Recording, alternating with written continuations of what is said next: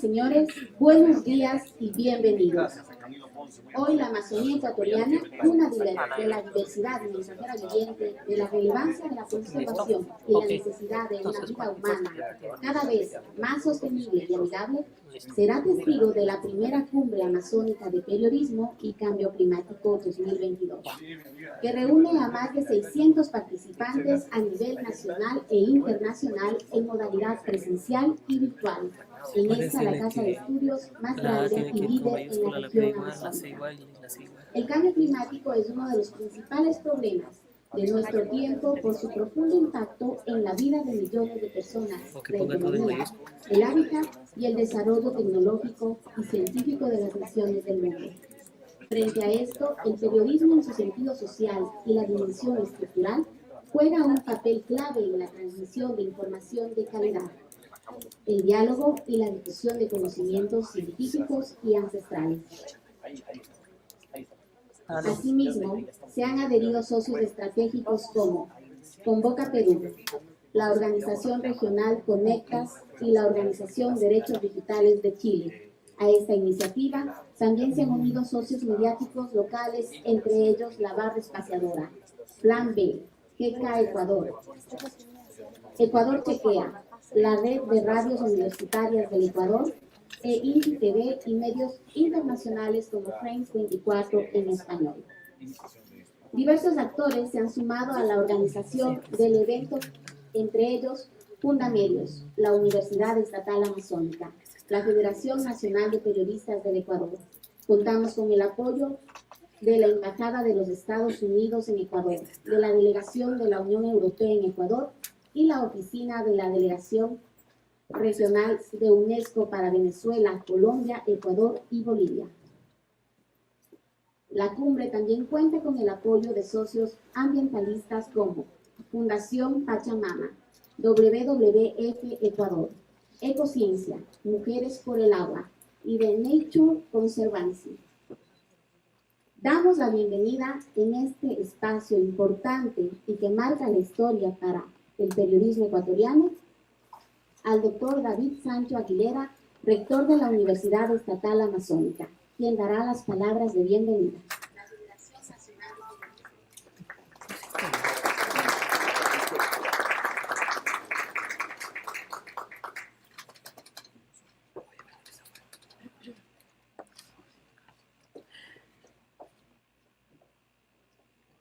Muy buenos días a todo el público presente, a todos los invitados, a la comunidad universitaria de la Universidad Estatal Amazónica, al público que nos está mirando a través de las conexiones digitales.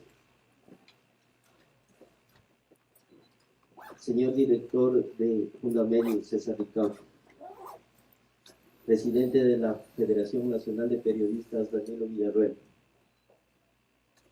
agregada de Asuntos Culturales de la Embajada de Estados Unidos, Chelsea Fechi,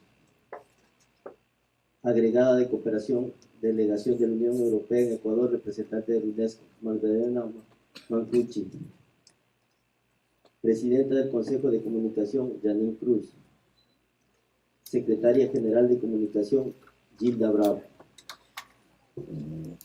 En esta mañana se ha permitido expresar un saludo fraterno y cordial a todas y a todos los presentes a nombre de la comunidad universitaria de la Universidad Estatal Amazónica y en el mío propio. E igualmente agradecer por la aceptación favorable y la respuesta brindada a esta invitación de compartir un evento de gran connotación para la Amazonía ecuatoriana, en especial para la Universidad Estatal Amazónica y su carrera de comunicación, como es la Cumbre Amazónica de Periodismo y Cambio Climático del 2022, espacio pionero a nivel regional que reúne a periodistas con las comunidades amazónicas, científicos, activistas y académicos. Sean mis palabras iniciales para destacar la presencia en este programa que conjuga los nuevos escenarios del periodismo y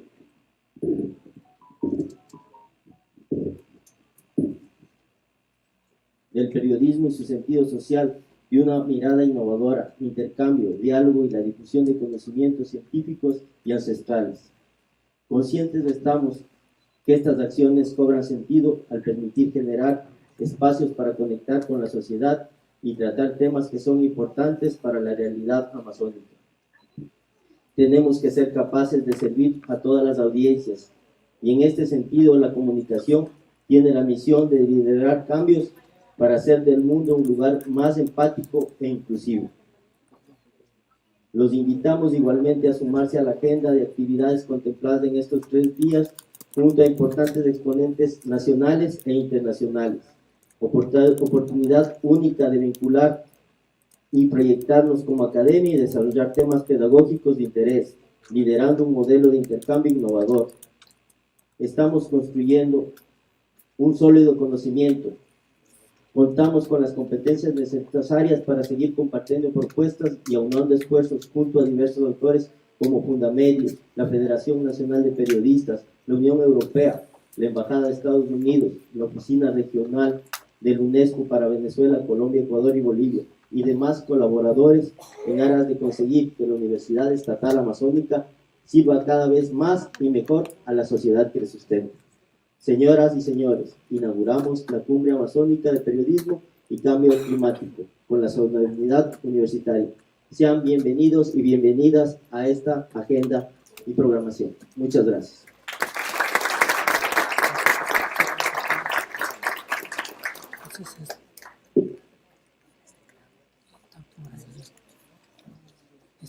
En este momento queremos dar paso al director ejecutivo de Fundamedios y recibirlo con un caluroso aplauso, el compañero César Ricaurte.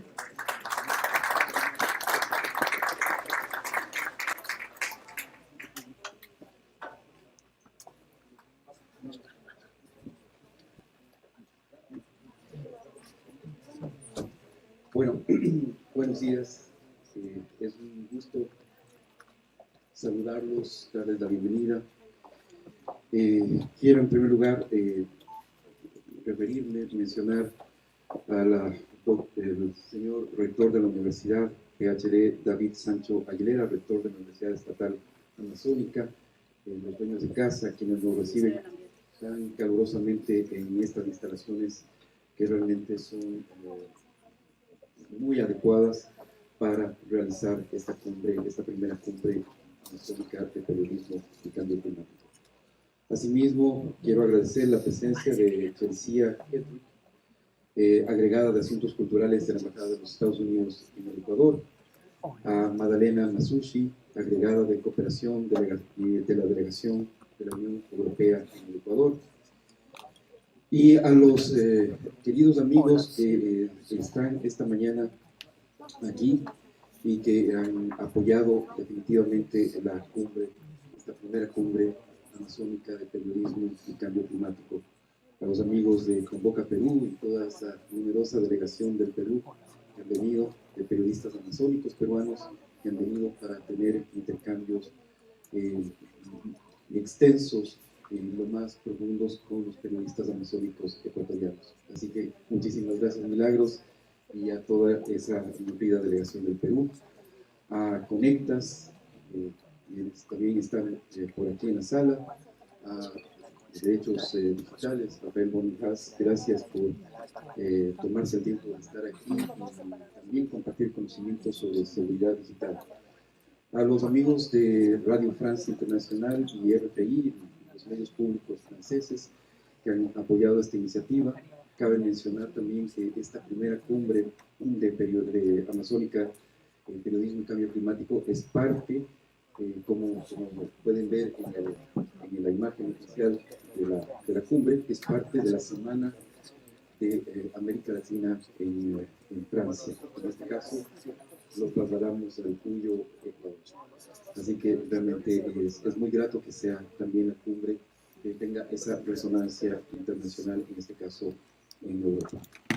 A los amigos de la Barra Espaciadora, Plan B, GK, la Red de Radios Universitarias del Ecuador, muchísimas gracias, Ivanova Nieto, quien coordina esta red de radios universitarias que agrupa a nivel ecuatoriano a más de 60 emisoras y a nivel latinoamericano a más de 300 emisoras de radio universitarias.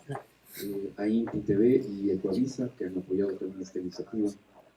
y nuestros amigos de las organizaciones ambientalistas como Fundación Pachamama, WWF Ecuador, Ecociencia, Mujeres por el Agua y Nenatiu Conservancia.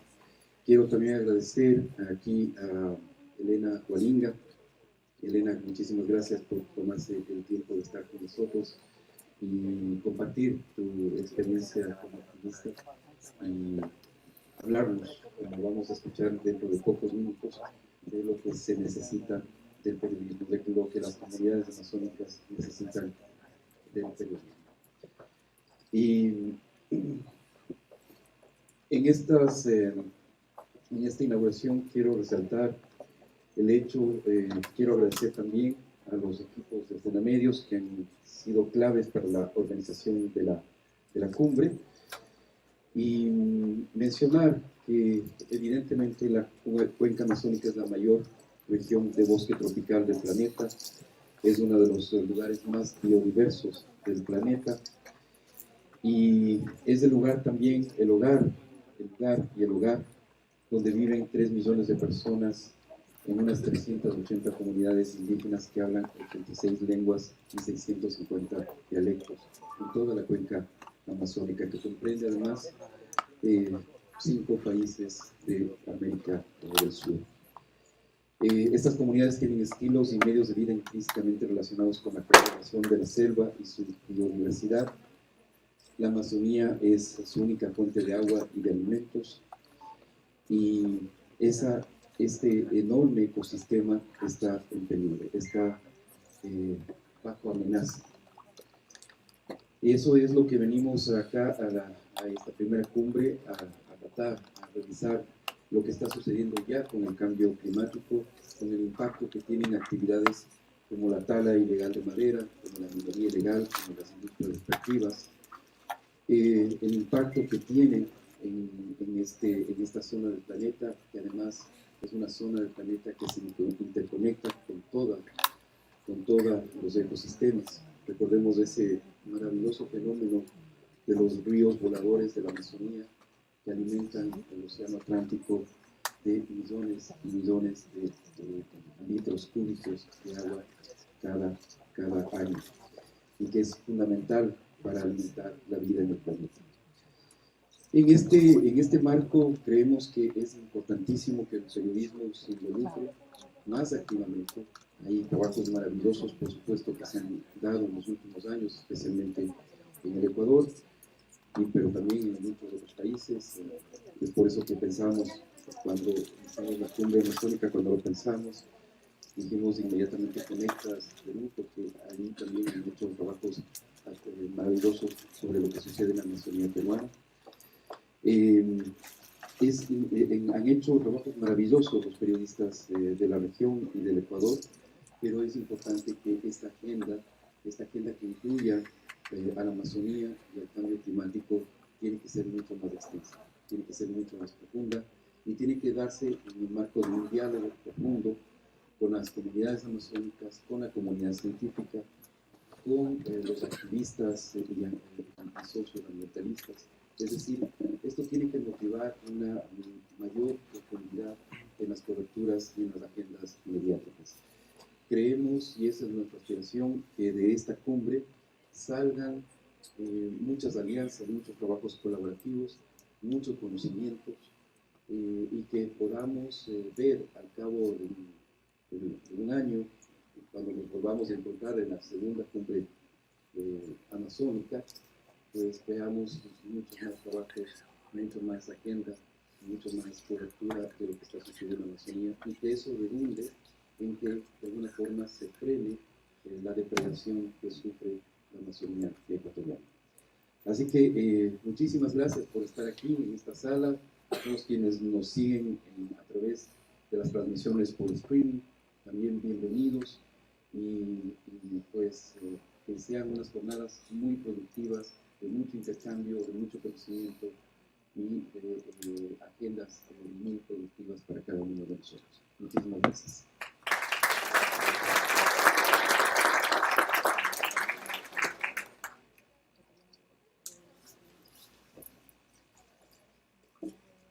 En este espacio queremos dar la bienvenida al presidente nacional de la Federación de Periodistas del Ecuador, el magíster Danilo Eduardo Villarroel Silva.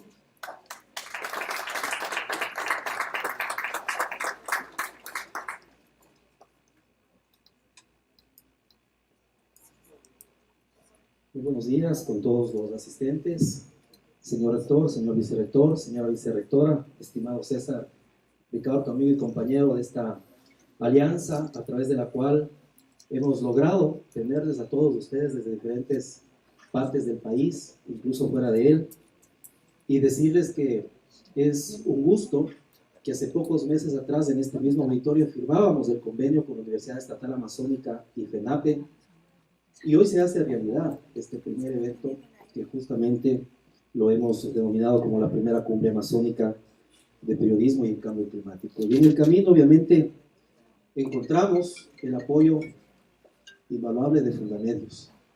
César, un abrazo, muchísimas gracias. Aquí nos encontramos el Comité Ejecutivo Nacional con su presidente, sus 3 vicepresidentes, su comité en pleno, sus vocales, presidentes de los diferentes colegios de periodistas en el país, 20 en total, que están participando activamente de esta importante actividad, este epicentro comunicacional que le hemos convertido por estos días a Puyo y a la provincia de Pastaza. Un aplauso para ustedes, por favor, muchas gracias. A la Universidad Estatal Amazónica, a su rector, a sus autoridades, señor vicerrector, a Sivanita, que estuvo coordinando con nosotros, que hace pocos días nos entregaron el aval académico de este evento, es decir, no es un certificado más, es un evento avalado justamente de una de las universidades más prestigiosas del país. Esto es importantísimo de reconocer porque vuestros certificados saldrán justamente con esa connotación. Por lo tanto, es una actividad muy interesante que seguro nos dará paso a un segundo evento, lógicamente, en los próximos meses. A través de la historia, el mundo, el ser humano, encontró 4 grandes galaxias comunicacionales, pasando por la oralidad.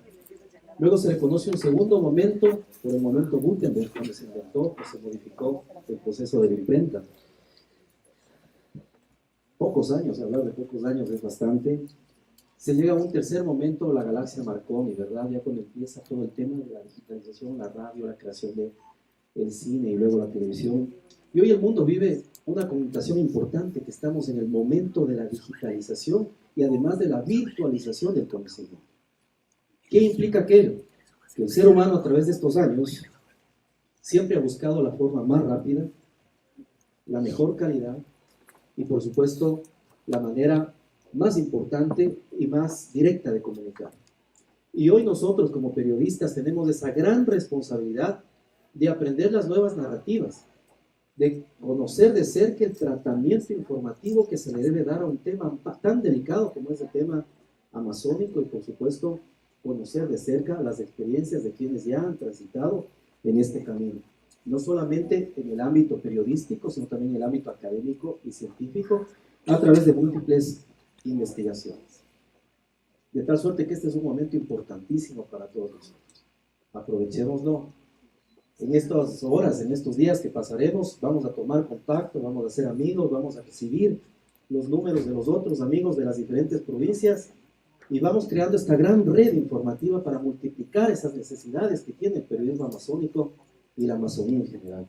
Y vamos a transmitir en nuestros medios de comunicación las investigaciones que se están haciendo y de esta manera amplificar toda esa señal y que al menos llegue a oídos también de las autoridades y de quienes están trabajando por temas de cambio climático y temas de periodismo. Agradecerle también a quienes representan a la Cumbre Amazónica de Turismo, Alexandra Zambrano, muchísimas gracias a todo su equipo, porque van a permitir también que el día sábado nuestros periodistas puedan hacer cobertura informativa en sitios emblemáticos de esta provincia, con todo el esfuerzo y el cariño, además de la iniciativa privada que nos permitirá, compañeros, acceder también a hacer cobertura de los sitios turísticos. Y si tenemos 300 asistentes, habrán 300 reportajes en 300 medios de la ciudad, del país, del mundo, contando la belleza de esta provincia y además también transmitiendo en vivo y en directo todo lo que suceda a lo largo de esta cumbre. Estimado César, muchas gracias. Un fuerte aplauso para César Ricardo de Fundamedios. Un fuerte aplauso para la Universidad Amazónica y para nuestra Federación Nacional de Periodistas, que hoy está más activa que nunca y que estamos lógicamente aquí participando con nuestros periodistas, con nuestros compañeros, pero también con nuestros estudiantes de las universidades. De nuevo, también laboran nuestros compañeros de FENAPI. Muchísimas gracias, que aprovechemos el tiempo y que a la final de este encuentro salgan cosas positivas y una resolución magnífica que será el apoyar a nuestros compañeros periodistas amazónicos. Muchas gracias, buenos días.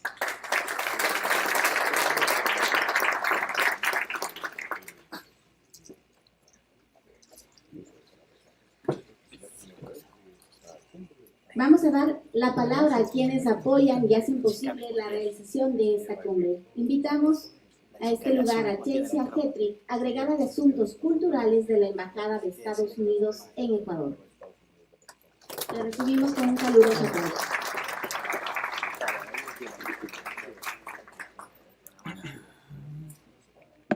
Buenos días con todos, estimados. Silvia Alexandra Santi, encargada de la Secretaría Técnica de la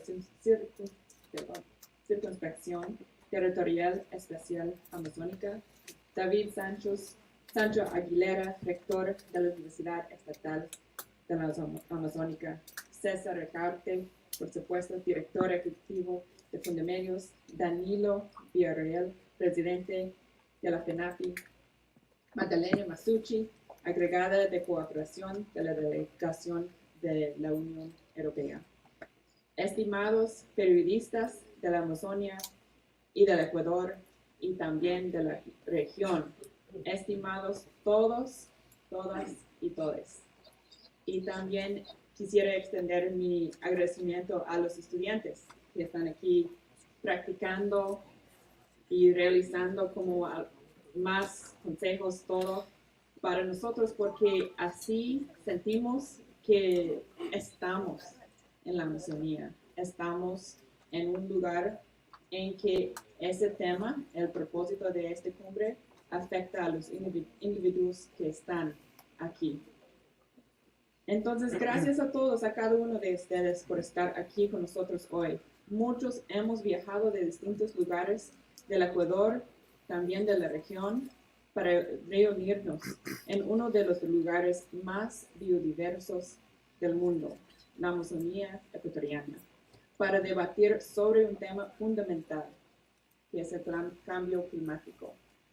Su rol como periodistas, editores o directivos de medios de comunicación es muy importante para que este problema que afecta al mundo sea visibilizado.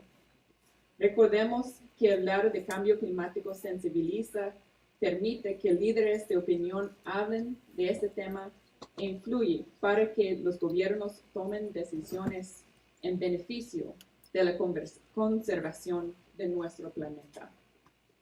Visibilizar este problema es fundamental, pues si frenamos el calentamiento global, reduciremos el número de personas que sufrirán eventos climáticos extremos potencialmente mortales. Limitaremos el aumento del nivel del mar en los próximos años o cientos de años. Reduciremos la intensidad de las sequías en las regiones secas, así como el exceso de precipitaciones en otras regiones. Además, minimizaremos el número de especies animales y vegetales que extinguirán y evitaremos la desaparición de arrecifes de coral en todo el mundo. Que esta cumbre sea un medio de sensibilización para que estos temas se incluyan constantemente en las agendas de los medios de comunicación. El cambio climático es una crisis real y combatirlo es una de las prioridades principales del gobierno estadounidense.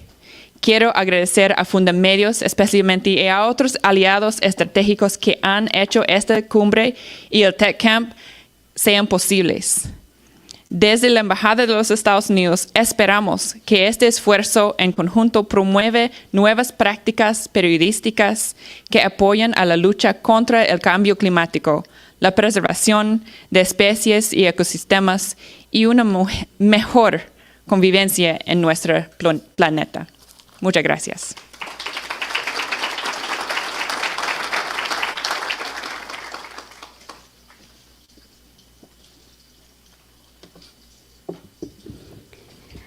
Ahora damos la palabra a Magdalena Masusi, agregada de Cooperación, Delegación de la Unión Europea en Ecuador, representante de la UNESCO. Un fuerte aplauso también para ella.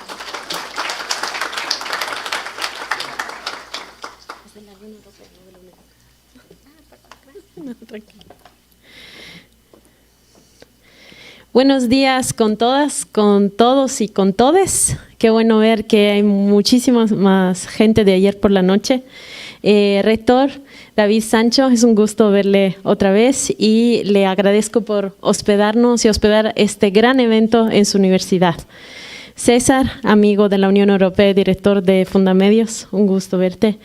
Danilo Villarroel, nos vimos en el lanzamiento en Quito, director de la FENAP, es un gusto verle. Amiga Chelsea Etrick de la Embajada de Estados Unidos, también es un gusto verlos, a todas las autoridades y sobre todo estoy súper gustosa que tenemos un activista con nosotros que después nos va a dar unas palabras.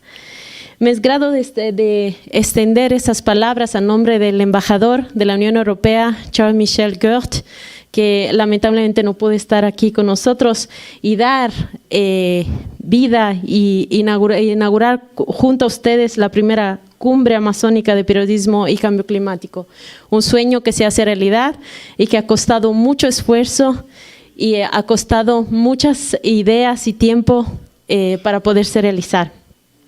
Esta cumbre está organizada por Fundamedios, un socio fundamental para la Unión Europea en el país, con quien compartimos nuestro compromiso para la defensa de la libertad de prensa, los derechos humanos y la lucha contra la desinformación.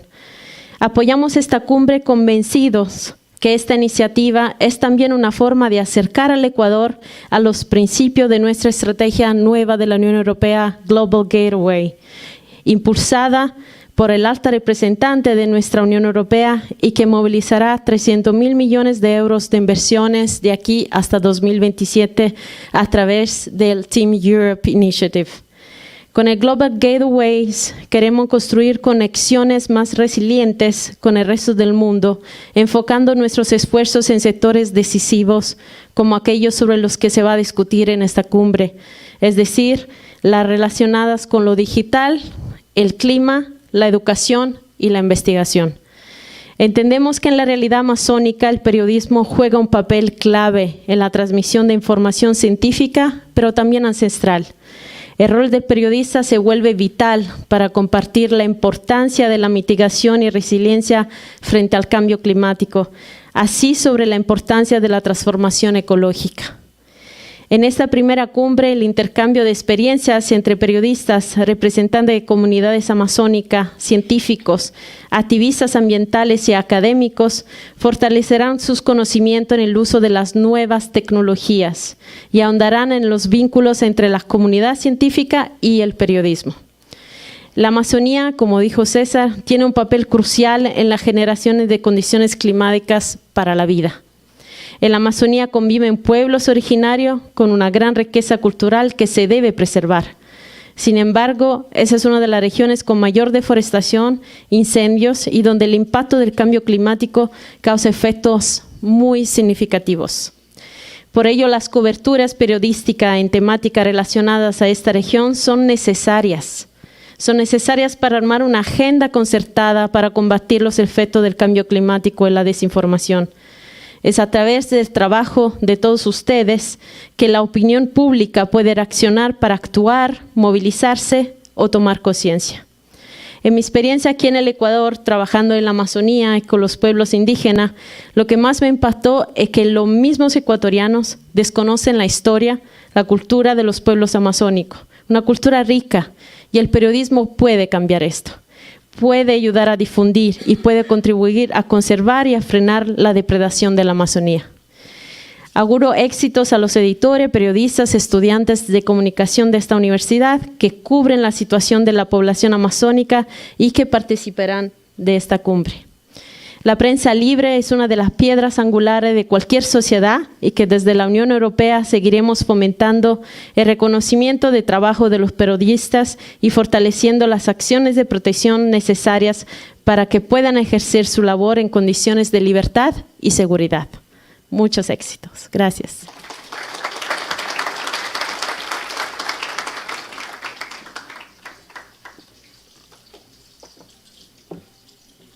Aprovechamos también este espacio para invitar a Alexandra Narváez, lideresa indígena, que acaba de ganar el premio Goldman, que es como el Nobel ambiental en nuestro país.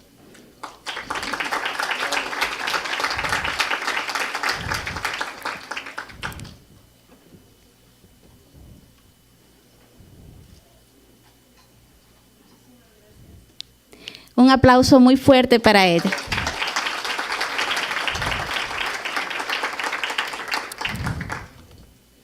Queremos también agradecer la presencia de las delegaciones y representantes que hoy nos acompañan del Consejo de Comunicación, de la Secretaría General de Comunicación, de la Secretaría Técnica encargada de la Amazonía. Queremos agradecer a nuestros panelistas nacionales e internacionales, a los periodistas de la Amazonía de las distintas zonas del país y a quienes se han dado cita en este importante encuentro. Queremos también extender nuestro agradecimiento a quienes hacen posible la transmisión en directo de este evento. Agradecemos la participación de la carrera de comunicación de la Universidad Estatal Amazónica con sus gestores comunicacionales, equipo de transmisión en directo integrado por estudiantes de esta carrera que se encuentran en cuarto y quinto nivel, a quienes también les auguramos muchos éxitos y nos llena de orgullo verlos ya en la práctica.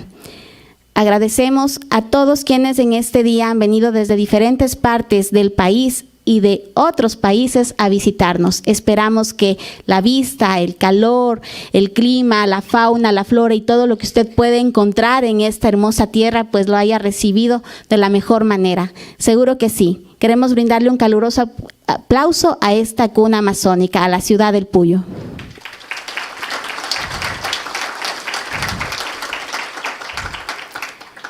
Agradecemos la presencia e intervención de nuestras autoridades. Damos por inaugurada la primera Cumbre Amazónica de Periodismo y Cambio Climático 2022. Esperamos y estamos seguros que será enriquecedora. Con ello, iniciamos con las conferencias y mesas de este día. Entre cada una de las conferencias y mesas se proyectarán videos de la exposición itinerante Enneñani Piquenani, la sabiduría de los ancianos. Quiere mostrar la cultura de la nacionalidad guaraní a través del testimonio oral de 8 ancianos y ancianas de esta nacionalidad, pertenecientes a las comunidades de Bameno, Dicarón, Gavaro, Yaguepare y Miguaguno, de la provincia de Orellana. La investigación y la exposición resultante fue realizada por los técnicos de la Fundación Alejandro Lavaca, el Grupo Social FEP y el Museo Arqueológico y Centro Cultural de Orellana, MATCO, con el financiamiento de la Unión Europea y Cercade ONG, dentro del proyecto Protección y Promoción de los Derechos Humanos de los pueblos indígenas en aislamiento voluntario y de los pueblos colindantes de los guaraní. Vamos a ver un primer video. La medicina, el conocimiento del ecosistema y en particular de las plantas medicinales es uno de los saberes ancestrales más importantes que guardan los guaraní. La recolección, preparación y aplicación de distintos remedios naturales para el tratamiento de enfermedades o accidentes ha sido vital para su supervivencia física y cultural. Entrar en contacto con la selva, conocerla y respetarla para obtener su sabiduría. El siguiente video es Kemperi.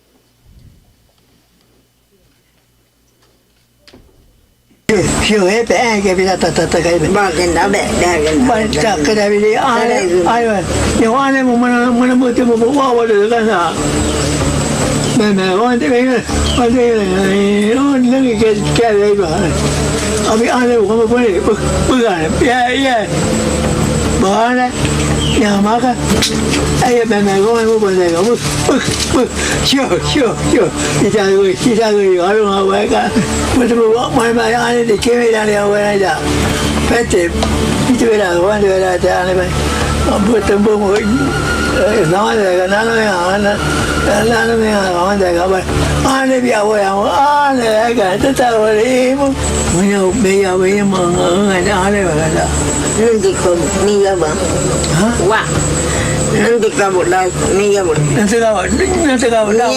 Nyen je, ni ame, pergi palang.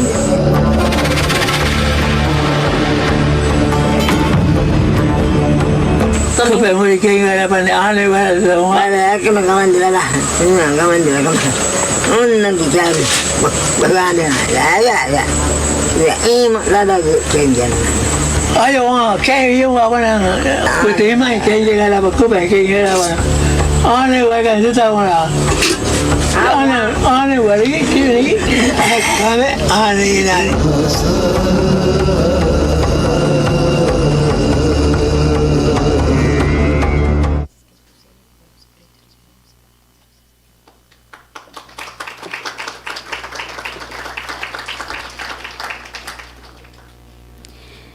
Ahora tenemos el gusto de dar paso a la primera ronda de conferencias de la Cumbre Amazónica.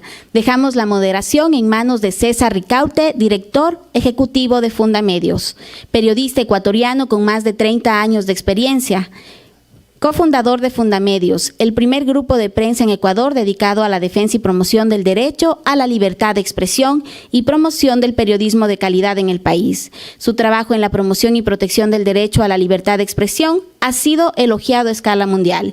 Ricaurte ha sido galardonado por influyentes figuras mundiales gracias a su compromiso con la promoción de la democracia en Ecuador y la región. Le damos la más cordial de las bienvenidas, por favor, para que inicie con la moderación.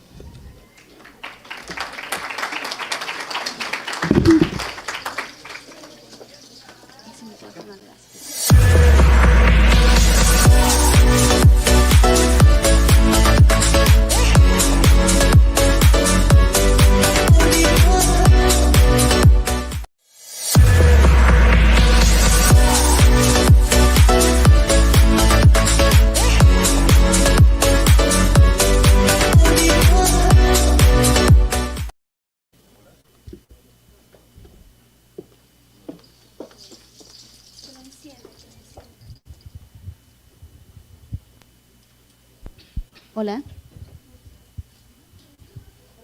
Hola. Un poquito más de audio. Hola. Un poquito más. En cabina.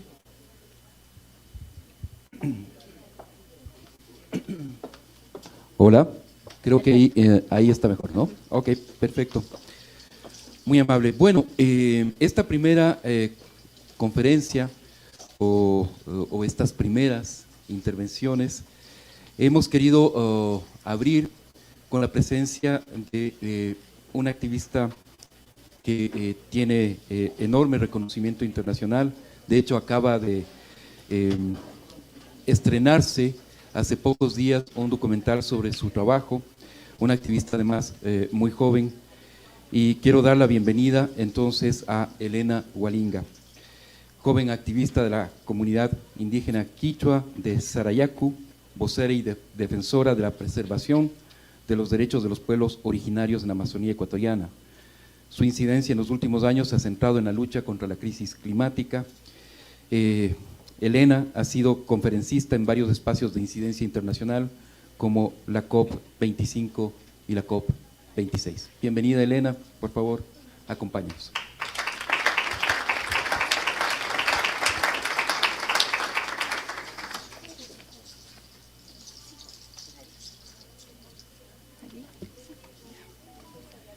Bien, el formato de esta primera conferencia es abierto, es tipo TED, así que Elena, el escenario es tuyo, si quieres moverte por todo el escenario, si quieres hacerlo desde el podio, si quieres sentarte, bienvenida.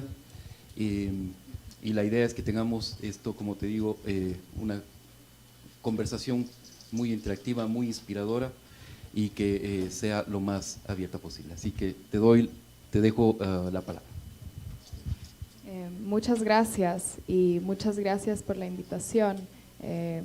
Acabo de llegar anoche a la 1 de la mañana, pero quise llegar a esta conferencia porque me parece una de las conferencias más importantes de las que he asistido en toda mi vida, por por en dónde es la conferencia y por el motivo que se está haciendo la conferencia. Me voy a parar porque así hablo siempre mejor. Entonces agradezco mucho la invitación a esta cumbre amazónica de periodismo y cambio climático. Mi nombre es Elena Hualinga, tengo 20 años y soy una vocera por los derechos de los pueblos indígenas y por la protección de la Amazonía. Vengo de un pueblo que se llama Sarayaku, un pueblo que viene luchando por muchos años, un pueblo que es muy reconocido dentro de Ecuador y fuera a nivel internacional también. Y la lucha de Sarayaku viene de hace muchos, muchos años. Cuando el año en que yo nací, en el 2002, una compañía petrolera intentó ingresar a la comunidad sin el consentimiento de la comunidad, sin el consentimiento de la población de Sarayaku. Esto se convirtió en una lucha muy larga y por mucho tiempo nos sentimos abandonados.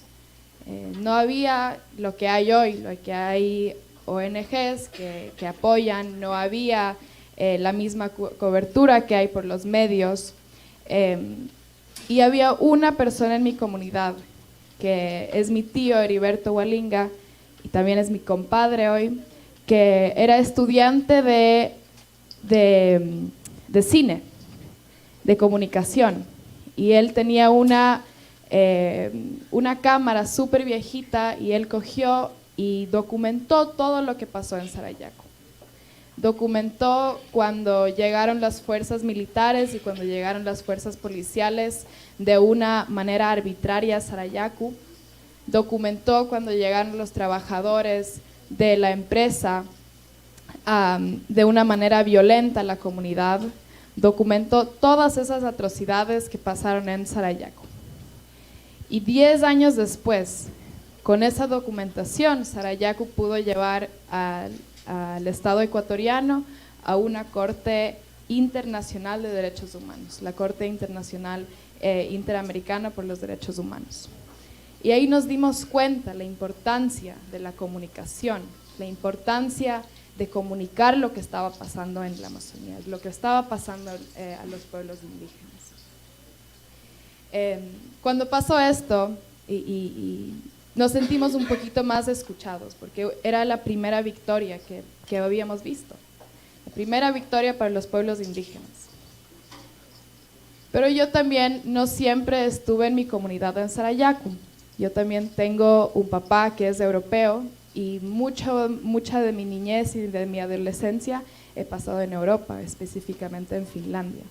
Yo viajaba todo el tiempo de un lado al otro, de Sarayaku, en la Amazonía, en la selva, a Europa.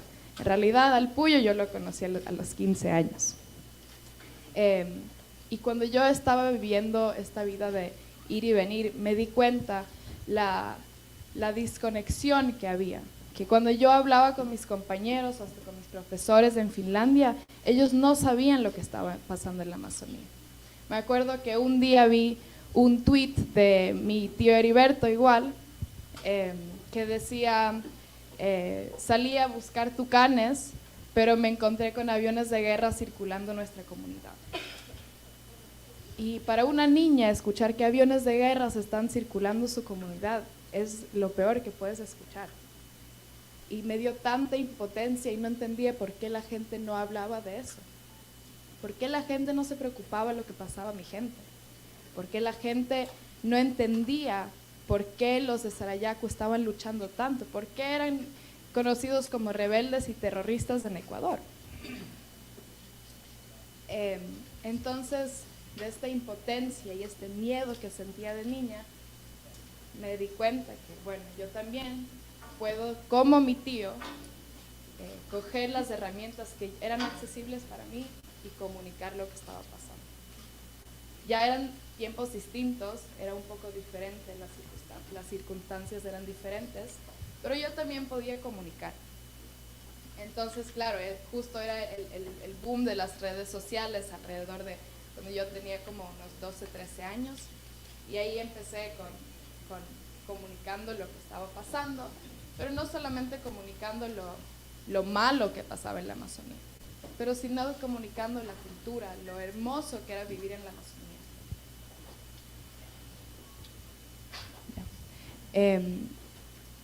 Y 10 años después de que había pasado esto, sí había mejorado un poco la comunicación, la cobertura de lo que pasaba en la Amazonía. Ya se podía escuchar en los medios internacionales sobre lo que pasaba en la Amazonía, se podía escuchar sobre lo que pasaba en los pueblos indígenas, ya se escuchaba bastante el cambio climático, pero se trataban como temas aislados, como temas que no tenían nada que ver con el uno con el otro, cuando en realidad el uno depende del otro. La Amazonía depende de los pueblos indígenas dependen de la Amazonía, el cambio climático depende de la Amazonía, pero aún así se pintaba en los medios que eran temas aislados y que no tenían nada que ver. Y no se hablaba justamente de la importancia de los pueblos indígenas en la protección de la Amazonía. Hay unas estadísticas que se han hecho famosas últimamente, que es que los pueblos indígenas son 5% de la población global, nuestros territorios son alrededor de 35% de la superficie global y protegemos 85% de la biodiversidad del mundo. Y eso creo que a veces se nos hace muy difícil aterrizar esa información. Claro, ¿en dónde estarán esos pueblos indígenas? Algunos están por aquí, por allá. Y no vemos la importancia de las estadísticas locales. Por ejemplo, aquí en Pastaza, si vemos los números, cuánto es el porcentaje de selva prima en toda la provincia, alrededor de casi 85-90% está en territorio indígena. Es decir, que la protección de la Amazonía es directamente relacionada a los pueblos indígenas y a los derechos de los pueblos indígenas.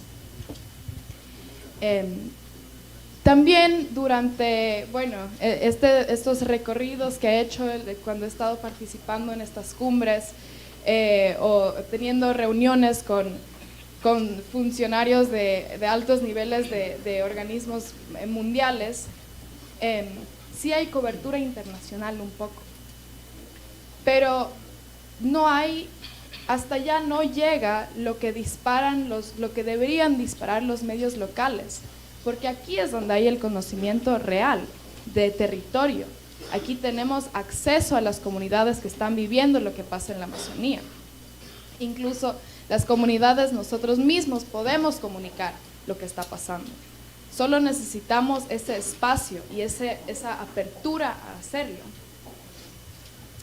Y también me puse a pensar, pero ¿por qué será que todo el mundo habla afuera de lo que pasa en la Amazonía, pero aquí de vez en cuando hablamos de la Amazonía? Claro, cuando es la ruptura más grande de la década de petróleo, ahí sí hablamos de la Amazonía. Pero no hablamos de la Amazonía cuando tenemos derrames de petróleo 2 a 5 veces a la semana en el país, porque lo hemos normalizado tanto, no solamente los medios, pero la población entera. Ya estamos acostumbrados a que los pueblos indígenas vivan con los derrames en la Amazonía y que no tengan agua, que no tengan acceso a servicios básicos. Hemos normalizado que los niños se bañen en ríos que están llenos de petróleo.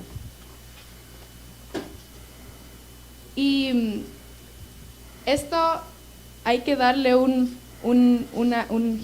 giro. En quichua lo decimos tiam. Hay que darle un tiam. Y me pareció algo súper interesante que pasó hace 2 años en Suecia. Ahí la activista Greta Thunberg, probablemente la mayoría la conocen. Hace 2 años Greta dirigió el noticiero más grande de Suecia por un día. Y esto fue súper controversial. ¿Cómo una niña de 17 o 18 años va a dirigir el noticiero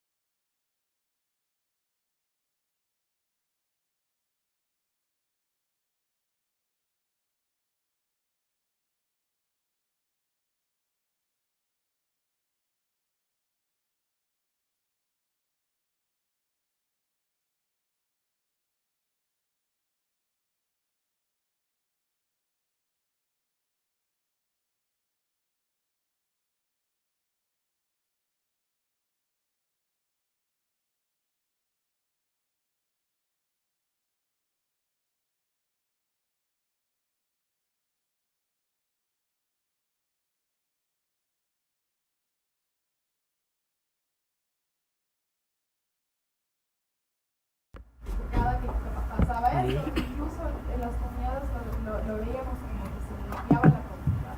Se iban todas las enfermedades, limpiaban las casitas, las chacras. Pero hace 2 años, 80% de mi comunidad estaba bajo agua y llegó a niveles que nunca habíamos visto antes. Una de mis tías cogió sus guaguas, sus hijos, y los subió en una casa que ni siquiera el agua llegaba a esa casa. Y a las 6 de la tarde vio que la casa se iba a inundar y tuvo que nadar con sus hijos al lado de la comunidad, de la pista, para que los niños no se queden ahí, porque se iban a ahogar. Y cuando pasó esto, nosotros de la tristeza, del miedo, de todo, se lanzó una campaña de recaudación de fondos para apoyar a las comunidades, etc. Pero más que todo, queríamos que la gente sepa que esto era relacionado al cambio climático. Y también queríamos que sepan que Sarayaco era una comunidad luchadora que no se merecía pasar por lo que pasó. En realidad nadie lo hace, nadie se merece pasar por lo que pasamos. Pero se sentía tan injusto que nosotros, que habíamos los líderes de la comunidad y toda la comunidad que se había dedicado a la defensa de la Amazonía, que también encima de todo eso tenga que sufrir con las consecuencias del cambio climático. Entonces para nosotros poder llegar a informar sobre esto, tuvimos que hacer una estrategia entera mediática, porque si no lo hacíamos, nadie iba a hablar sobre lo que pasó. Claro, tal vez podría ser un reportaje por aquí, por allá,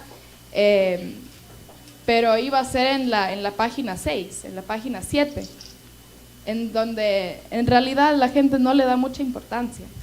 Y eso no debería ser necesario. Entonces los medios tienen una gran responsabilidad, pero también una gran oportunidad de comunicar sobre esto, de reportar sobre lo que está pasando, sobre conectar estos puntos, Amazonía, pueblos indígenas, cambio climático y muchas cosas más. Y también deberíamos hablar de cómo reportamos, a quién damos espacio de reportar. Cuando estamos hablando de los pueblos indígenas, trabajemos con los pueblos indígenas. Ahorita los veo aquí que hay un montón de comunicadores de las comunidades que ellos conocen las realidades, ellos están directamente conectados. La prensa también tiene el rol de conocer el legado colonial que existe en los territorios amazónicos y contribuir a la deconstrucción de esto. La prensa local tiene la oportunidad y el poder de llegar a cada rincón de la Amazonía o de las provincias, de las ciudades, de la sociedad, algo que a veces los medios internacionales y grandes no tienen. Entonces, creo que a veces hacemos de menos el poder que tiene la prensa local y cómo desde aquí, desde territorio, podemos disparar hasta el mundo con todo lo que pasa y reportar directamente desde aquí. Eso ha sido todo por mi parte. Muchas gracias por escucharme y por este espacio. De nuevo, felicitarles por esta cumbre que me parece muy, muy importante. Eso.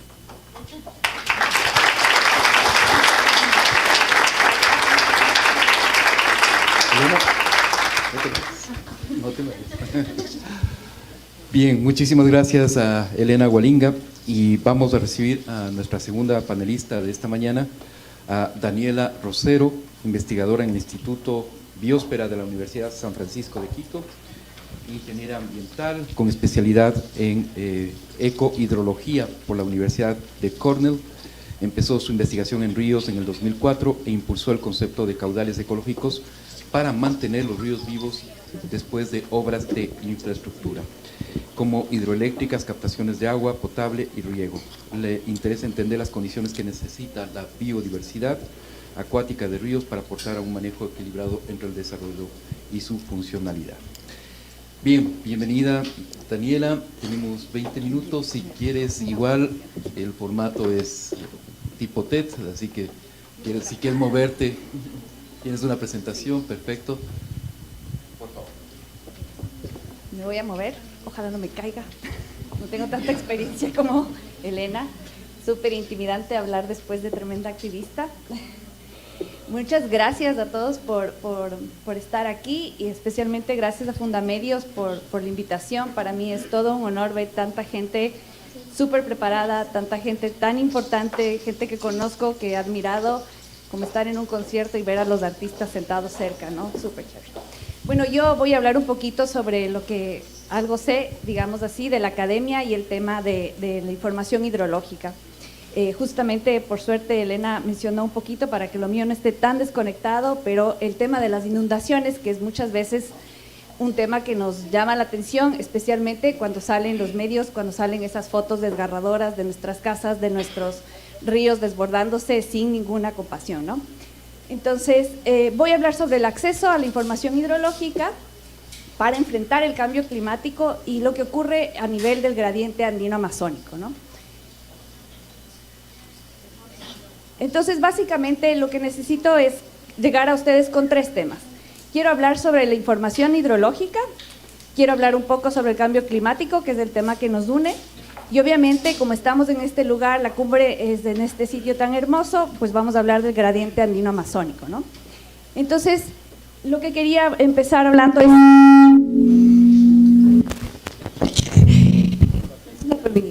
No estuvo planeado. Lo que quería comenzar era con el tema de la información hidrológica. ¿Y qué es la información hidrológica? Muchas personas conocen sobre la información hidrológica, la han escuchado, saben que tiene algo que ver con hidro, algo de agua. Sin embargo, es algo que está todos los días, lo percibieron desde anoche, desde las 7 de la noche hasta hoy a las 10 de la mañana, que sigue lloviendo. Y es esto que nos vive, de lo que dependemos y al mismo tiempo nos aterroriza muchas veces cuando estamos oyendo que llueve así o que un río va a crecer, ¿no?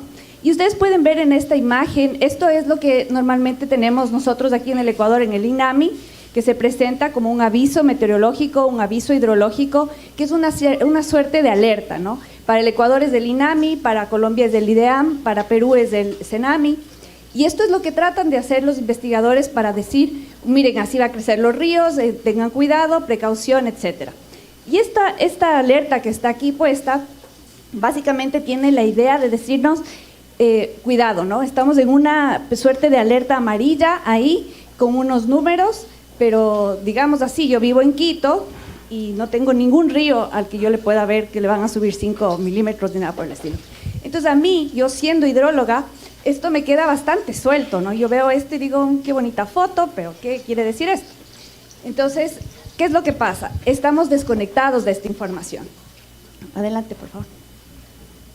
Pero es de alguna manera el Instituto Nacional de Meteorología e Hidrología nos quiere dar una alerta, nos quiere avisar de que algo está pasando. Quizás no es la mejor forma, ustedes como comunicadores se darán cuenta que esto dice nada, ¿no? Entonces, lo que sucede es que no manejamos esta información de una manera que nos sea realmente útil. Pero ¿qué pasa si yo pongo esto? Por ejemplo, una imagen de estas, ustedes conocen, ustedes manejan, algo que nos dice mucho más. Y como mencionaba Elena, cuando uno ve y lamentablemente percibe en carne propia una inundación, una casa, una familia huyendo del desastre natural. Y esto es algo que realmente comunica, ¿no? O sea, está un río crecido, una casa inundada, y esto es lo que pasó. Y es aquí, en el río Coca. Pero ¿qué pasa? Atrás de esa información está eso que ustedes ven ahí. Ese montón de rayas, ese montón de líneas ahí un poco desconectadas, eso es un hidrograma. Eso es lo que nosotros necesitamos empezar a utilizar, a nombrar, a decir. Como hablamos del cambio climático, hablar de un hidrograma. ¿Y qué quiere decir eso? Es la cantidad de agua que pasa en un río en una cantidad de tiempo a lo largo del tiempo. Entonces, en este gráfico que ustedes ven ahí con esos picos, eso no se ve muy bien el color, pero digamos los picos más fuertes son las condiciones del río Coca. Entonces, por favor, le adelanta. Como ustedes ven, ese pico de ahí es esa crecida. Son diferentes tiempos, obviamente, pero eso es lo que nosotros habíamos sabíamos ya que podía pasar. Y no es que fue nuevo, no es que es la primera vez que pasa. Y muchas veces la gente que vive cerca de los ríos sabe que ya vienen las lluvias y sabe que esto está pasando. Pero ¿qué pasa con las autoridades? ¿Qué pasa con nosotros los científicos? ¿Qué pasa con los comunicadores? ¿Por qué nos sigue pasando esto? Vivimos en un país donde esto ocurre todo el tiempo. Entonces, así pasa y tenemos que aprender a entender esto. Entonces, miren estos dos gráficos, son cualquier cosa, obviamente un montón de líneas, pero es lo mismo, es la cantidad de agua que pasa en el tiempo.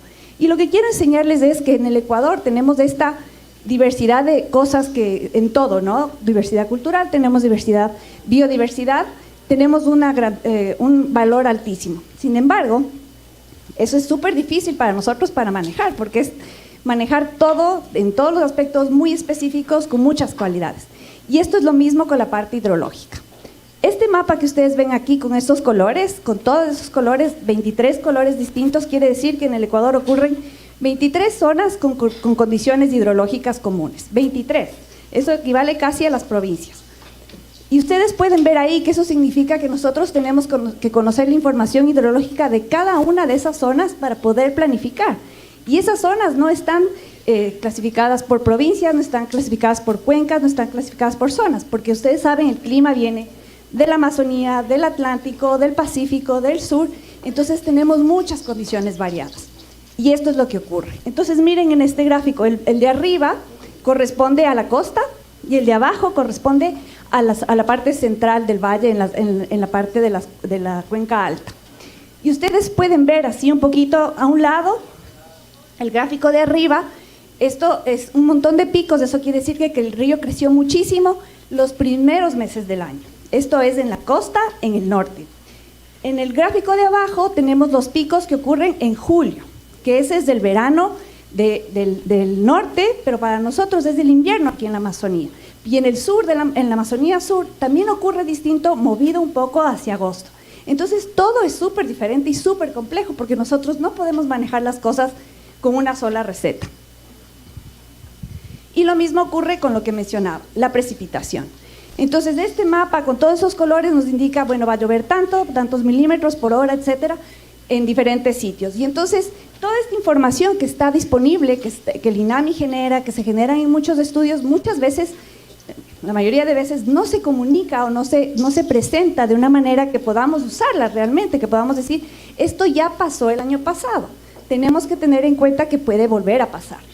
Y entonces tenemos estas imágenes. Y estas imágenes sí comunican. Estas imágenes sí nos dicen, el río está seco. Estas imágenes sí nos dicen, otra vez volvió a desbordarse. Se llevó la misma infraestructura, el puente que construimos, la carretera que recién hicimos.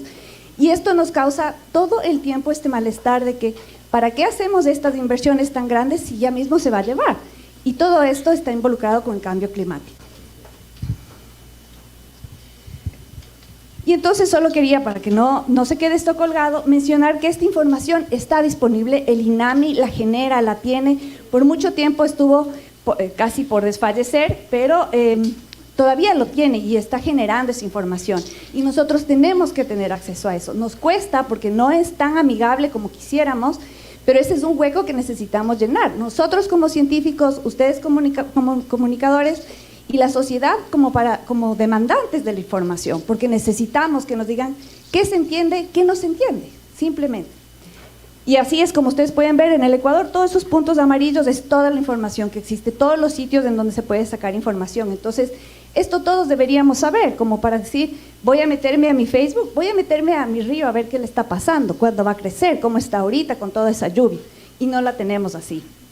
Entonces, esto involucrando al cambio climático, ¿qué es lo que tenemos? Nosotros en el cambio climático ya tenemos como país desde hace 20 años un plan de acción frente al cambio climático. Y entonces, ¿qué es lo que hacemos? Hemos reunido un montón de información, hemos tratado de reunir especialistas, trabajamos a nivel internacional, pero todavía estamos carentes. ¿Por qué? Porque estamos desconectados.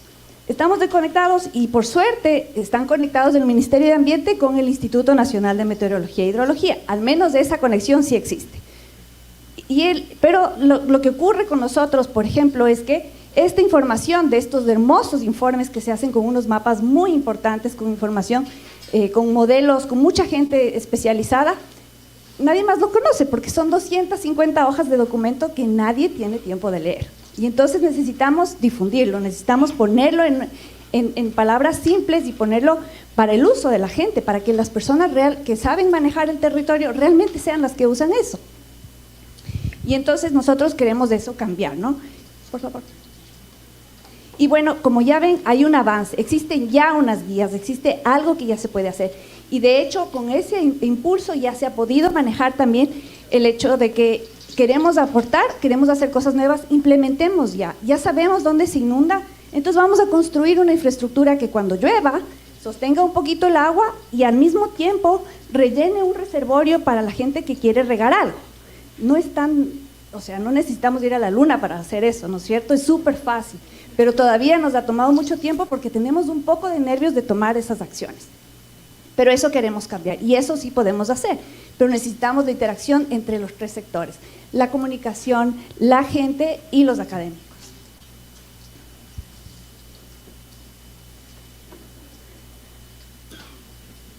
Y bueno, esto siempre tiene que existir y es la imparcialidad. Entonces necesitamos veeduría, necesitamos otros organismos que también revisen eso y que también puedan opinar y digan, sí, esto sí está pasando, nos estamos olvidando de esto, no todo es hermoso, nosotros sabemos.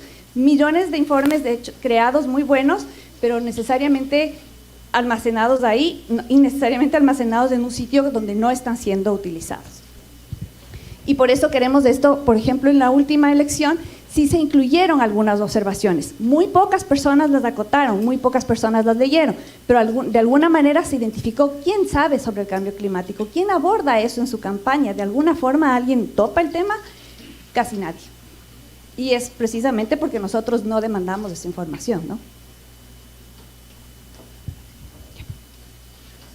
Y bueno, toda esta documentación que existe está disponible y la necesitamos traducir, como mencionaba, pero ahí ha habido una falla y una desconexión. Siguiente, por favor. Y es que desde el sector de la academia, nosotros tenemos mucha información que vamos generando precisamente porque estamos trabajando sobre eso, estamos tratando de hacer que la gente que a nivel internacional se conozca que el Ecuador existe, que nos está afectando el cambio climático y hacemos todas estas publicaciones, ¿no? Todo generamos esto en una esfera en donde otra gente que hace lo mismo conoce. Y entonces nosotros hablamos el mismo idioma y estamos súper felices. Pero yo vengo acá y claro, nadie sabe de mi publicación porque ¿por qué no la puse en idioma que la gente me entienda? O sea, simplemente, ni siquiera la puse en español, digamos así. Entonces esa es una falla muy grande de la academia que necesita recuperarla.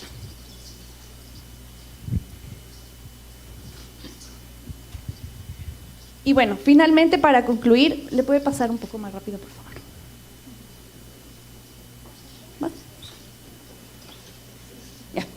Solo quería concluir con esta parte. En realidad el gradiente andino amazónico hace más complejas las cosas porque ustedes se pueden imaginar que en la parte alta las condiciones van a ser totalmente distintas a lo que ocurre acá y entonces vamos a tener otra vez esta respuesta de este mapa que les comentaba, donde tenemos un comportamiento arriba, otro comportamiento abajo, tenemos que gestionar distinto, las demandas son distintas y entonces eso hace que que sea realmente un reto, pero es un reto alcanzable, un reto que sí se puede lograr, que la gente necesita lograrlo para nosotros y para que sea útil esta información que estamos haciendo, si no, no vamos a ninguna parte con todos estos lindos datos que están en unas lindas revistas, mientras el río se desborda todos los años en el mismo sitio.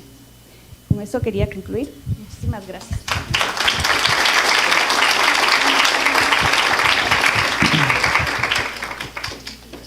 Gracias, Daniela. Sé que estamos muy mal de tiempo, pero sí, quisiera que nos tomáramos 10 minutos para preguntas, ¿no es cierto? Y comenzar con una pregunta disparadora. Si hay preguntas del público, por favor, les pido que levanten la mano, se identifiquen y hagan una pregunta así lo más concreta posible para aprovechar el tiempo. Elena, Daniela, 3 cosas que ustedes creen que se podría hacer desde el periodismo para reflejar, en el caso tuyo, Elena, el impacto que está teniendo el cambio climático en la comunidad Sarayaku, y en el caso, Daniela, el tuyo, cómo podríamos conectarnos de mejor forma con esta información científica tan importante que nos has entregado. Creo que uno es aumentar, aumentar la cantidad de reportajes que hay sobre el cambio climático, pero también justo ahí es de lo que hablaba antes, hay que conectarlos con la gente que es afectada, con la ciencia, para que se entienda, para que podamos ver, porque a veces, claro, el cambio climático se siente ajeno a veces, pero no nos damos cuenta que en realidad está pasando en Ecuador, está pasando aquí en la Amazonía, está pasando aquí en Puyo incluso. Y no nos damos cuenta de eso porque no hay esa información. Claro, a veces incluso hay reportajes sobre inundaciones, pero en ningún lado existe la palabra cambio climático. Entonces, si uno no conoce científicamente cómo el cambio climático afecta justo esta parte de la Amazonía, porque cada parte de la Amazonía afecta diferente, ¿no? Entonces no vamos a poder hacer esa conexión y no vamos a entender, digamos, por qué tenemos que dejar los combustibles fósiles bajo tierra. Entonces hacer esa conexión es súper, súper importante. Sí, como menciona Elena, realmente es digamos así, que es este mal que sufrimos nosotros muchas veces de desconectarnos y vivir en miles de burbujas, ¿no? Diferente de lo que vamos haciendo, estamos contentos, pero cuando uno trabaja con las comunidades y escucha, que eso es una dolencia muy grande de nosotros, es no escuchar, llegar con nuestra idea de que esto es lo que necesitan, nos damos cuenta que ahí está la información. La gente que vive cerca de los ríos, la gente de las comunidades, la gente que vive en la ciudad, que vive hace mucho tiempo en esas zonas, conoce sobre los ríos, conoce sobre la dinámica de las inundaciones y nosotros no escuchamos. Nosotros, la sociedad, los académicos, las autoridades. Y sí creo que ha habido un avance tremendo desde los medios de comunicación para difundir esto que se ha ido alcanzando, como el científico tal consiguió esto y se hacen reportajes y es súper bueno. Yo cuando era pequeña había una revista de fauna que daba pena recortar, pero había que hacer los recortes y era lo único que había de ambiente, no había nada más. Y ahora hay mucho, entonces es súper bueno. Pero lo que yo quería mencionar antes era que esta discusión también tiene que elevarse, tiene que mejorarse un poco más. Ya no tenemos que decir, sí, se inunda y está todo mal y qué pena, no. ¿Qué pasó el año anterior? Nuestra percepción a veces es solo del momento en donde estamos siendo afectados, pero quizás todos los años es el mismo problema y no nos damos cuenta que está pasando. Entonces, los medios de comunicación pueden apoyarse y deben exigir un poco a la academia en decir, bueno, ¿me puede explicar qué pasó con este hidrograma? ¿Cómo es este sitio? ¿Es así normalmente? ¿O realmente esto es parte de un efecto mucho más grave del cambio climático? Porque hay zonas en donde las cosas van a ser realmente graves, hay otras en donde, por suerte, no tanto, pero eso no quiere decir que la gente igual sea afectada. Entonces sí necesitamos un poco de exigencia del periodismo para nosotros también como académicos, educarnos en ese nivel de comunicación del que no estamos muchas veces preparados para hacer. O sea, yo escribo ahí una cosa que no sé quién me va a revisar, pero es diferente ver sus caras y decir, ¿qué también estará diciendo? Eso es lo que creo que importa. Gracias, Daniela. Tenemos dos preguntas, una para Elena y otra para Daniela. Elena, desde la visión europea, es que tú decías que tenías esos dos mundos conviviendo en ti, desde la visión europea, ¿cómo piensas deberíamos visibilizar más la situación de la Amazonía? Y para Daniela, ¿cuál es el rol de la Secretaría de Gestión de Riesgos en el Plan de Acción del Cambio Climático? Creo que mi respuesta es simple, sí. Sí necesitamos visibilizar más de lo que pasa en la Amazonía, pero también porque hay pasan muchas cosas diferentes en la Amazonía, no solamente es los derrames, también ahorita están sufriendo con la minería, con la tala ilegal, y hay muchas necesidades en la Amazonía de las cuales no hablamos. También, ahorita por lo menos este gobierno, el gobierno actual a nivel internacional sí se está pintando una imagen súper verde y súper ecológica. Incluso cambiaron el nombre del Ministerio de Ambiente al Ministerio de Ambiente y Aguas y Transición Ecológica. Pero si vemos las políticas que está llevando el gobierno, no es una política de transición ecológica. Entonces, claro, por ese lado sí hay que concientizar sobre eso y sí hay que hablar sobre eso. Porque, claro, o sea, cuando yo ando en estos espacios y hablo sobre Ecuador, la gente incluso se sorprende. Oye, pero el gobierno está haciendo esto, ¿no? Expandió la reserva marina. Claro, súper bien que expandió la reserva marina. Y eso está súper bien, pero de alguna manera es para cubrir lo que ahorita se viene en la Amazonía, que en septiembre supuestamente viene otra ronda petrolera, viene una minería fuerte. Entonces, sí, desde aquí mismo tenemos que empezar a hablar de lo que está pasando dentro del país para que a nivel internacional también se conozca. Y sí, o sea, los medios y la sociedad civil tenemos el poder de presionar digamos, a los gobiernos y las políticas que se están llevando. Y todo eso empieza con la conciencia y de la conciencia se puede llevar a la acción.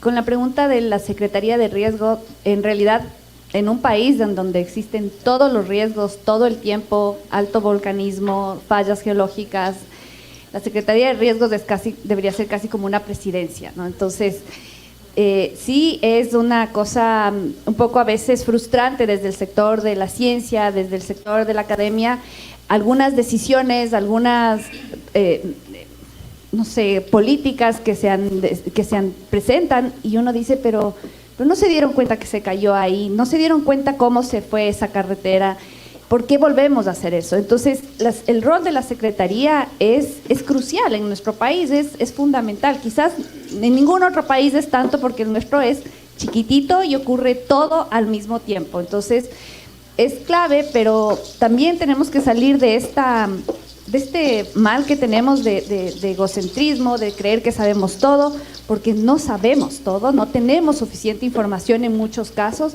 y necesitamos pedir ayuda interna y externa para poder gestionar algunas cosas que nos quedan grandes. O sea, a veces no estamos preparados para los riesgos. Nosotros vivimos muchas cosas del día a día, como ustedes saben, y es urgente, todo es mañana, todo se acaba y a nadie le alcanza el tiempo, y entonces la Secretaría de Riesgos necesita ser, como pensarse gente que, como los jueces de Estados Unidos, o sea, gente que dura toda la vida, digamos así, con mucha asesoría, que aprende mucho todo el tiempo, que está innovando todo el tiempo, que no debería tener una agenda política en lo más mínimo, y que debería siempre tener de la mano precisamente la comunicación, una buena comunicación para ver qué falta y para ser creíbles, para poderle entregar a la gente la información que le permite tomar decisiones y también que le dé credibilidad. O sea, si yo tengo que mover a una población porque existe una alerta naranja, que la gente no me venga a decir, es que este geólogo no sabe cuándo va a explotar el volcán, o sea, no le puedo confiar, porque así no funciona la ciencia, ¿no? Entonces, eso también necesitamos poner un poco más en alto. Gracias, Daniela. Y bueno, estamos ya... Hay varias preguntas más. No sé si les puedo pedir que así en 2 frases, por favor, contesten las últimas. Aprovechando la coincidencia de una activista y una científica, ¿cómo proponer hacer productos comunicacionales de impacto sin hacer uso de la polémica? Y acá hay otra para Elena, que quizás está relacionada a la anterior. ¿Cómo romper esa idea de que existe resistencia de las comunidades al acceso a los medios de comunicación? ¿Eso está cambiando?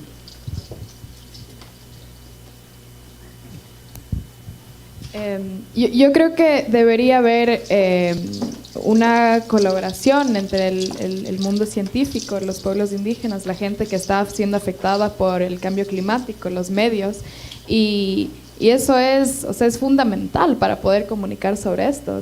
Tenemos que conectar la ciencia con las experiencias vividas, realmente no hay necesidad de causar polémica, pero si la realidad les causa polémica, entonces deberíamos estar preocupando.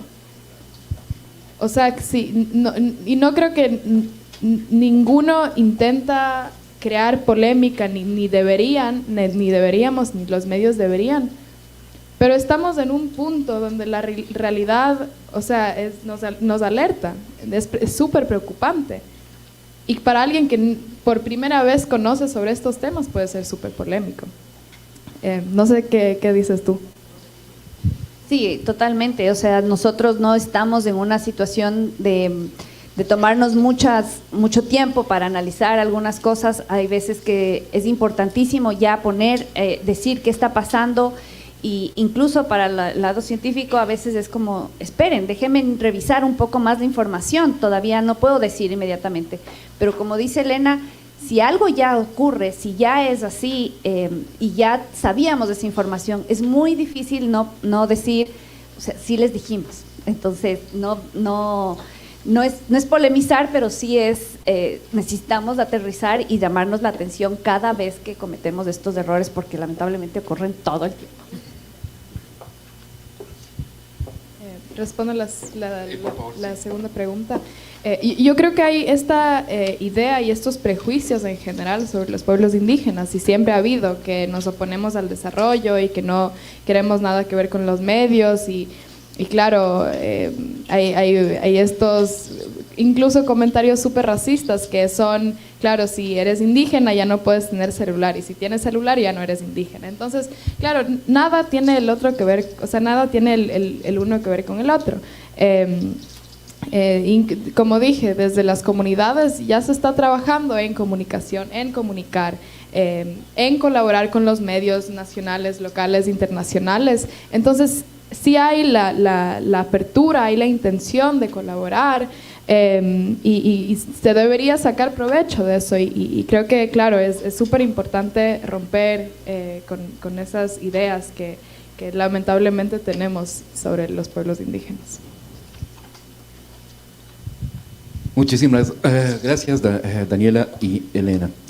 Bueno, a ver, tenemos las últimas preguntas, con esto cerramos, y creo que hemos cumplido plenamente el objetivo de esta primera conferencia, que era ser una conferencia disparadora, que motive, que deje muchas cosas, muchas preguntas en los asistentes, y que eso sea lo que vaya tratándose en los siguientes foros, mesas y conferencias. Bien, Eric Chávez de Dino Ucayalino, del Perú, nos dice: ¿cómo implementar el tema del cambio climático en la educación de las nuevas generaciones para que los reportajes puedan ser de interés del espectador local? Hay también un tema entonces de educación, de este gran espacio que UNESCO llama la alfabetización mediática, ¿no es cierto?, y que todos necesitamos definitivamente, y más en un tema como el del cambio climático. Vamos con esa pregunta y después les planteo las otras.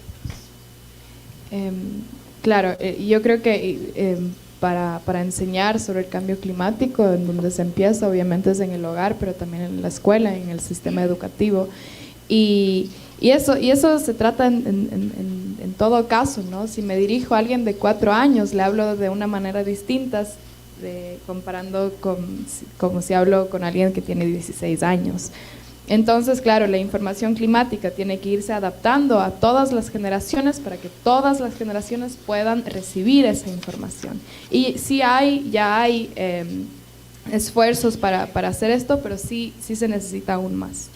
Y creo que eso solamente pasará cuando en serio el cambio climático, o sea, lo incluyamos en todo el trabajo que nosotros hacemos. O sea, y siempre digo esto: el cambio climático no lo podemos separar de la educación, no lo podemos separar de la salud, no lo podemos separar de la comunicación, de las políticas. Tiene que ser incluido en cada paso de toma de decisiones, y justamente eso, tenemos que implementarlo en la educación y adaptarlo a la gente que tiene que recibir esta información. Sí, concuerdo totalmente, y ahora nosotros vemos que el tema de educación ambiental es ya prácticamente un tema de la materia de ciencias y ya se enfoca así, y eso es un avance grandísimo. Incluso hay clubes ambientales, todo el tema está súper como, ahora todo el mundo sabe algo, alguien hace algo, alguien escucha, ya se ve basureros, etcétera, pero eso, como dice Elena, eso tiene que llegar a meterse en nosotros tanto o más como no sé, el himno. Bueno, no puedo decir el himno porque no creo que me acuerdo, pero cosas así como que es del diario, ¿no? Como que uno ya se piensa si se va a comprar una botella de agua de plástico, como ya se piensa si va a hacer una ducha que dice 1 minuto hasta que salga caliente, y yo así como 1 minuto de agua, me duele esto, pero cosas así, y los niños sí pueden hacer, son mucho más absorbentes que nosotros. Incluso gente que nos pregunta y dice, pero ¿qué tiene de malo que se caliente un poquito el planeta? O sea, hay lugares que son helados, pues no, qué mala cosa. Y tienes que bajar tu discurso a ponerlo claro y decirlo, bueno, es que tú te calientas, todo lindo, no tienes que usar tu saco, pero acá esta gente se inunda, se muere.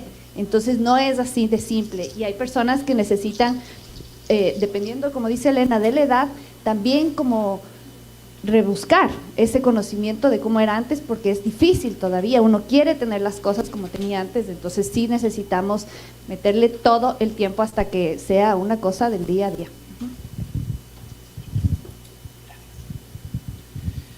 Bien, vamos con las últimas ahora sí. Nos dicen, para Daniela, ¿cuál es la manera conveniente para pedir los datos a las entidades gubernamentales que muchas veces ocultan la información? Y Elena y Daniela, una pregunta un poco más geopolítica. Ecuador es uno de los países miembros de la OPEP. Se prevé que por la guerra en Ucrania, la invasión rusa a Ucrania, se duplicará la extracción de petróleo. En estas circunstancias, la comunicación y difusión ya no es suficiente. Hay una situación de guerra, de crisis energética en el mundo. ¿Cómo se podría afrontar esto, incluso desde una perspectiva de un país como Ecuador, que es miembro de la OPEP? Entonces, bueno, vamos con esta de acceso a la información y luego con esta geopolítica. Sí, el acceso a la información en el Ecuador siempre ha sido un problema. Uno se encuentra con que todo está libre, el rato que va a ver, los datos están pegados en una hoja que es imposible descargar, tiene que hacer una carta, tiene que firmar tal persona, o sea, es un problema, ¿no? Y eso se ha querido mejorar, y una forma, digamos así, no es por la única forma, pero es cuando, digamos, yo que sé cuánto valen esos datos, sé cómo tienen que ser entregados esos datos para que sea útil para cualquiera que quiere hacer uno de esos gráficos que yo hice. Entonces yo no le puedo dar a la gente hojas impresas para que se ponga a escribir, porque eso es ilógico, porque ese es el dinero que fue pagado por los ecuatorianos para generar esos datos. Entonces estamos tratando, y con la presión desde la academia, siempre es decir, mire, le estoy pidiendo esto, ya voy este tiempo. Hay cosas que han mejorado muchísimo, o sea, desde la parte cartográfica y geográfica ha sido un disparo. Ahora uno puede realmente acceder a muchos mapas que son súper buenos y están ahí.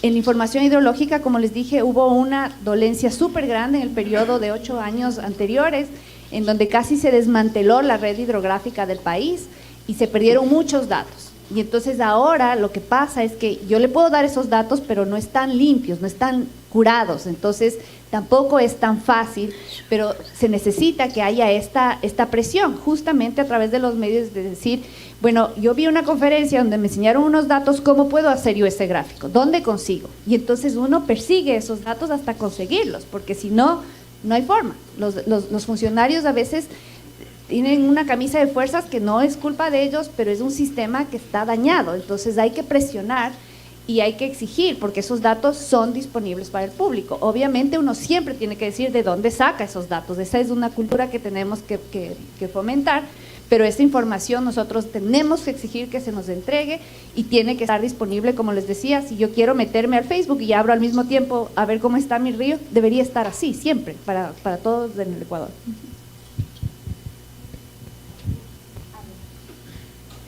Pregunta muy difícil y muy complicada, muy compleja. Pero creo que antes de que empezara la guerra, y que, bueno, creo que hemos estado en una crisis energética ya bastante tiempo, solo que ahorita se disparó aún más, el gobierno y el plan de Ecuador era igual aún duplicar la producción del petróleo. Y claro, ahorita con la guerra es otra excusa más para hacerlo. Ahorita es más difícil oponerse a eso cuando nos encontramos en el momento en el que estamos. Pero Ecuador, como un país amazónico, con la biodiversidad que tiene y por la riqueza que tiene Ecuador, o sea, tiene una responsabilidad enorme de protegerlo y eso debería ser prioridad. Entonces, de alguna manera, claro, yo no puedo responder cómo vamos a solucionar la crisis energética, pero lo que sí puedo decir es que lo que debería ser prioritario para el Estado ecuatoriano debería ser conservar la Amazonía, conservar la naturaleza. Y no porque ahorita estamos buscando soluciones que son a corto plazo. Y eso es algo que muchos gobiernos lo han hecho y los gobiernos anteriores y las políticas en Ecuador siempre lo han hecho. Y ahorita estamos en un momento donde no estamos buscando las soluciones a corto plazo, sino a largo plazo. Entonces, no podemos apostar por el petróleo, no podemos seguir apostando por la explotación de la Amazonía, por los combustibles fósiles, porque no es la solución a largo plazo. Sí, es una pregunta muy compleja, tiene muchas aristas de intervención. Nosotros somos un país que necesita de mucha gente para poder funcionar y muchos socios comerciales que nosotros mismos los hemos creado, nos hemos hecho dependientes de esto y es muy complejo ahora. Pero yo siempre me pregunto y digo, vamos 60 años de explotación petrolera y sí estamos mejor que hace 60 años, pero realmente salimos de la pobreza, solucionamos todos los problemas con el petróleo. ¿Por qué seguimos apostándole al petróleo mientras otra gente está saliendo del petróleo? Precisamente porque no quieres depender de un fenómeno político tan devastador que no tienes ningún control y que te pone en jaque. Y entonces ahora, como estamos en este drama, pues a dañar lo que no es mío, porque yo no vivo ahí, porque no es lo mismo que tú decidas que quieres explotar y sacar, es tu territorio, pero yo no puedo decidir sobre ese territorio y eso todavía a nosotros nos cuesta. O sea, como ecuatorianos, somos ecuatorianos de nuestro metro cuadrado y el resto, pues allá, qué pena que luche, pero es del agua, es la biodiversidad y son los pueblos que no se repiten. El petróleo sí se repite, el petróleo se saca de otro lado. Los pueblos, la biodiversidad, el agua no se repite, no se saca de otro sitio. Y eso todavía no lo ponemos como política de Estado.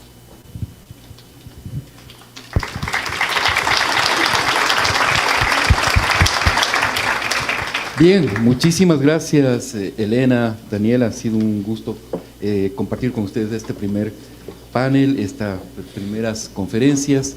Como decía antes, creo que se ha cumplido plenamente el objetivo de que sean temas disparadores que van dejando rastros que sin duda alguna van a ser tratados, van a ser recogidos en las mesas alrededor de esta cumbre.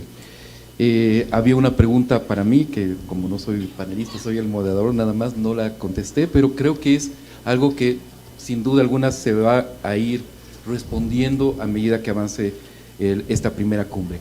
¿Cómo puede el periodismo favorecer la difusión de información científica en un lenguaje más democrático? Así que a mis colegas de las distintas mesas les dejo esta pregunta: ¿cómo podemos desde el periodismo involucrarnos más, contar mejor las cosas en un lenguaje que sea mucho más accesible?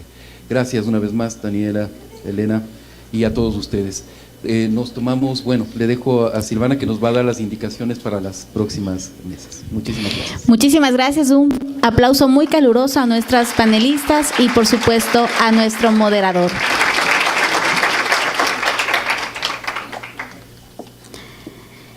Los invito a que podamos observar la siguiente proyección de video. Gracias. Mínimo el Nani Cabo, parte de la exposición itinerante Enyenani Piquenani. La sabiduría de los ancianos quiere mostrar la cultura de la nacionalidad guaraní.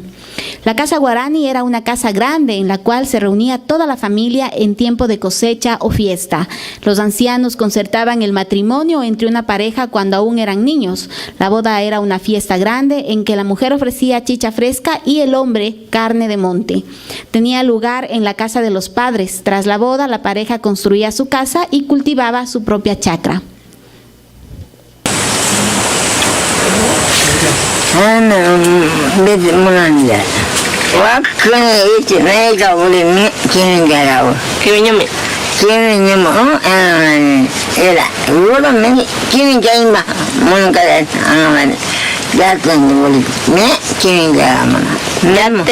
monte a ver mi mami. Mina en calle. Mini vena ni moño. Mana me ingatia. No, ya no mana ponen da. Wakun mucho kingi. Mira venga, arbe morning que wakun ni wakai. Morning venga, mucho buen bogone arkan. Bupu da ye gima den enggak nana kan. Nana mama ada banyak kala ina mama. Nama mulia nani mana bujuk wang akan mereka nama kanan agan kanya mai nana amangara menganan kanya nana menganan na wani ken nanti ni mana apa bekerja yang dera hanan ni agan ni mana kana dera nana kanya mai ni majo ya bana nana aginya janda punali jo dan